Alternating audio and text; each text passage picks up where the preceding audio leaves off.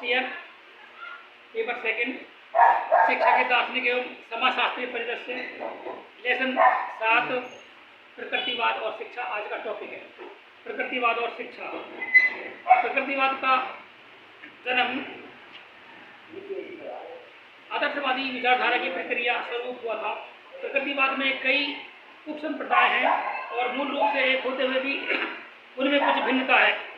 भौतिक विज्ञानवादी प्रकृतिवाद का शिक्षा के क्षेत्र में कोई प्रभाव नहीं पड़ा, लेकिन यंत्रवादी प्रकृतिवादी तथा जीव विज्ञानवादी प्रकृतिवाद ने शिक्षा के क्षेत्र में बड़े क्रांतिकारी परिवर्तन किए हैं। जीव विज्ञानवादी प्रकृतिवादी दार्शनिक हर्बर्ट स्पेंसर ने तो अपनी पुस्तक education intellectual moral and ethical में शिक्षा पर क्रमबद्ध रूप से विचार अभिव्यक्त किए हैं। यहाँ उस सब का विवरण संक्षेप में प्रस्तुत है। शिक्षा का संप्रदाय। प्रकृतिवादी विचारक पुस्तकीय ज्ञान को शिक्षा नहीं मानते।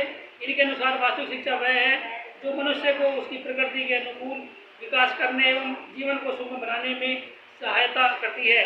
यंत्रवादी प्रकृतिवाद ने मनोविज्ञान में व्यवहारवाद को जन्म दिया।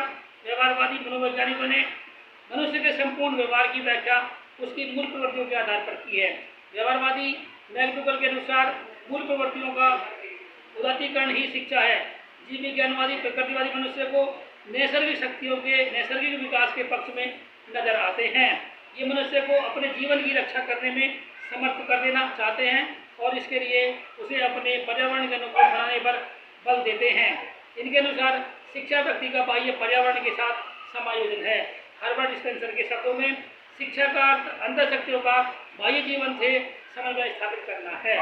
शिक्षा के उद्देश्य निश्चित करने में अनेक प्रकृतिवादियों ने योग दिया है और शिक्षा के कई उद्देश्य निश्चित किए हैं। यहाँ हम उद्देश्यों को प्रस्तुत कर रहे हैं। नंबर 1, मूल प्रवृत्तियों का मार्गांतीकरण और उदात्तीकरण। यंत्रवादी प्रकृतिवादी ने व्यवहारवादी मनोविज्ञान को जन्म दिया, जिसके अनुसार प्रत्येक मनुष्य को सहज क्रियाएं लेकर पैदा होता है। जब ये सहज क्रियाएं बाह्य पर्यावरण के संपर्क में आती है तो संबद्ध सहज क्रियाओं का निर्माण होता है। ये संबद्ध सहज क्रियाएं मनुष्य को विभिन्न कार्य करने में सहायता प्रदान करती हैं।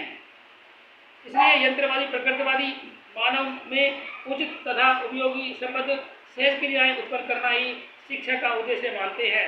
मैकडूगल के अनुसार शिक्षा का उद्देश्य मनुष्य की मूल प्रवृत्तियों का उदात्तीकरण करके उन्हें वांछित मार्ग पर लगाना है। नंबर 2, जीवन संघर्ष के लिए शक्ति एवं योग्यता का विकास। जीव विज्ञानवादियों के अनुसार प्रत्येक प्राणी में जीने की इच्छा होती है और अपने जीवन की रक्षा के लिए उसे अपने वातावरण से सदैव संघर्ष करना पड़ता है। डार्विन ने इस संबंध में 2 सिद्धांत दिए हैं।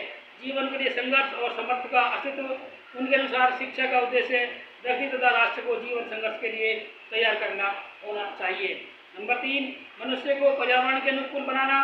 फ्रांस के दार्शनिक लेमार्क डार्विन के उपरोक्त सिद्धांतों में विश्वास करते थे, परंतु उन्होंने इनकी व्याख्या दूसरे रूप में की है। लेमार्क का विश्वास है कि प्रत्येक जीवित प्राणी में अपने आप को अपनी परिस्थितियों के अनुकूल बनाने की शक्ति होती है और जो प्राणी अपने आप को अपनी परिस्थितियों के अनुकूल जितना अधिक बना लेता है वह जीवन रक्षा करने में उतना ही अधिक सफल होता है। उनके अनुसार शिक्षा का उद्देश्य मनुष्य को वह शक्ति प्रदान करना है जिससे वह अपने आप को पर्यावरण के अनुकूल बना सके। इसके लिए उन्होंने शारीरिक एवं मानसिक स्वास्थ्य की प्राप्ति पर बल दिया है। मनुष्य को प्राकृतिक जीवन जीने योग्य बनाना।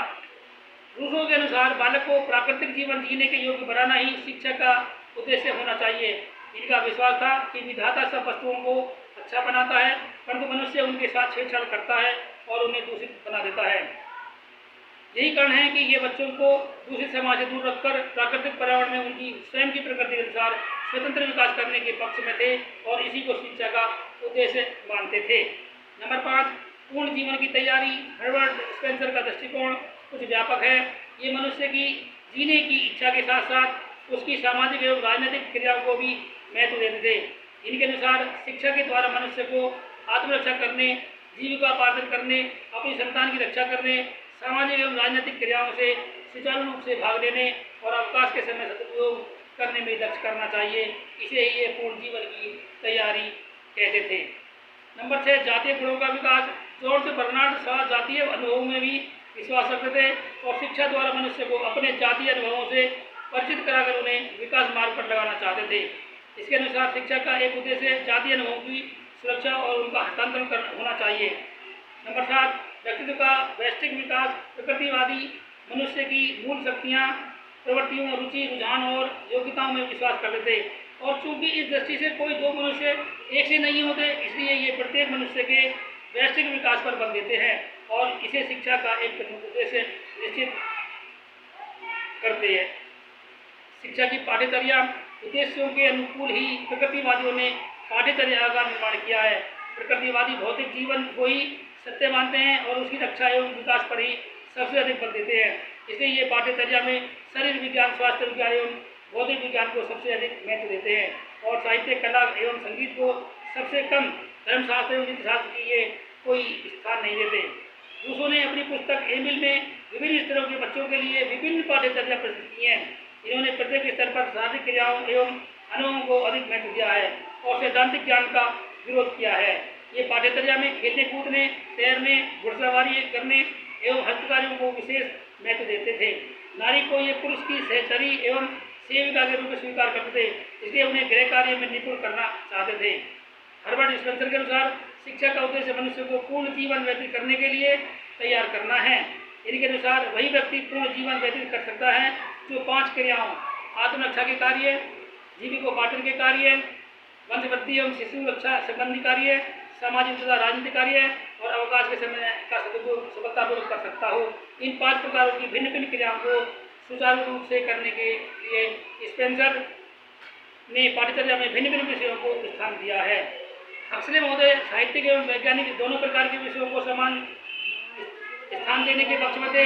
इनका कहना था कि भौतिक विज्ञान के पीछे सांस्कृतिक विषयों के अध्ययन को भुला देना उतना ही बुरा है जितना सांस्कृतिक विषयों के अध्ययन के लिए विज्ञान के अध्ययन को भुला देना और उसकी उपेक्षा करना। आज के लिए इतना ही। नई वीडियो, नई टॉपिक के साथ फिर मिलेंगे। धन्यवाद।